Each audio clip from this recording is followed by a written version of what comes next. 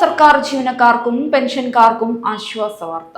സാമ്പത്തിക പ്രതിസന്ധികൾക്കിടയിലും ക്ഷാമഭത്തയായ DAയുടെ 2% ഗഡു അനുവദിക്കാൻ സംസ്ഥാന സർക്കാർ നീങ്ങുന്നതായി റിപ്പോർട്ട്. നിലവിൽ കുടിശ്ശികയുടെ DA ഗഡുക്കളിൽ നിന്നാണ് 2% അനുവദിക്കാൻ ധനവകുപ്പ് ആലോചിക്കുന്നത്. അടുത്ത മാസം അവസാനം ഓണം എത്തുന്ന സാഹചര്യത്തിൽ ഓഗസ്റ്റ് മാസത്തെ ശമ്പളത്തോടൊപ്പം തന്നെ ഈ തുകയും ജീവനക്കാരുടെ അക്കൗണ്ടിൽ എത്തിക്കാനാണ് സർക്കാർ ലക്ഷ്യമിടുന്നത്. ഓണക്കാലത്ത് ജീവനക്കാർക്ക് നേരത്തെ ശമ്പളവും ഉത്സവകാല ആനുകൂല്യങ്ങളും ലഭ്യമാക്കുന്നതിനുള്ള ഒരുക്കങ്ങൾ സർക്കാർ ആരംഭിച്ചിട്ടുണ്ട്.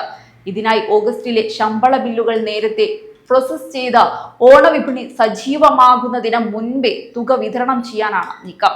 ഒരു DA ഗഡു അനുവദിക്കുന്നതിലൂടെ സംസ്ഥാന ഖജനാവിന് പ്രതിമാസം ഏകദേശം 60 കോടി രൂപയുടെ അധിക ബാധ്യതയുണ്ടാകുമെന്നാണ് ഔദ്യോഗിക കണക്കുകൾ പറയുന്നത്. കടുത്ത സാമ്പത്തിക നിയന്ത്രണങ്ങൾ തുടരുന്നതിനിടയിലും ജീവനക്കാരുടെ നിരന്തര ആവശ്യവും ഓണക്കാലത്തെ അധിക ചിലവുകളും പരിഗണിച്ചാണ് സർക്കാർ ഈ തീരുമാനത്തിലേക്ക് എത്തുന്നതെന്നാണ് സൂചന.